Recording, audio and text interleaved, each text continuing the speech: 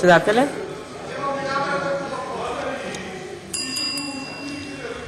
Колешке, кажавте дека овој буџет е висок, да, се согласувам, голем буџет. Очекував повеќе да кажете, кажавте општо за многу работи, што се правело, што ќе се прави, но очекував повеќе да кажете што ќе се прави во вашиот град, во вашата општина. Колешке, знаете ли што значи во 21. век да се нема вода за пиење и да морате да воведувате рестрикции на водата? Потоа, во земјоделието, лозарите од Неготино се видно разочарани, грозјето не им е платено. Почнуваат лозовите насади да ги ископуваат. Здравството, па во Неготино граѓаните немаат никакви здравствени услуги. Се принудени да одат во соседните општини, во Кавадарци или овде во главниот град на Република Македонија.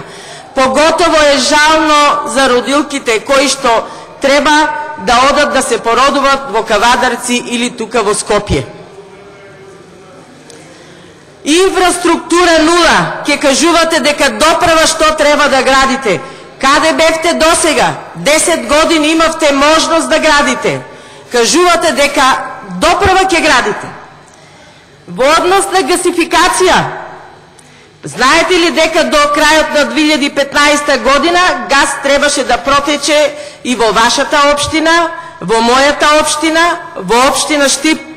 Но еве, крајот на 2015 година се ближи, ништо од гасификација. Па сега со кредити ќе градиме гасификација, но вие ВМРО ДПМН се чукате во гради дека вие ќе градите гасификација. Па и ние претеничката група од Социјалдемократскиот сојуз на Македонија гласавме за изградба на патот Штип-Радовиш. Зошто само кажувате дека вие градите од ВМРО ДПМН? Колеги, заемот што ќе биде за гасификација и за патишта ќе го враќат сите граѓани на Република Македонија, не само вие од ВМРО ДПМН.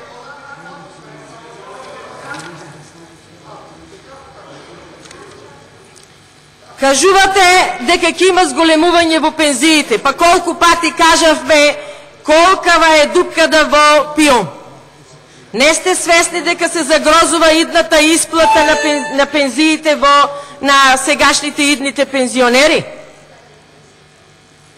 И сега најновото што е?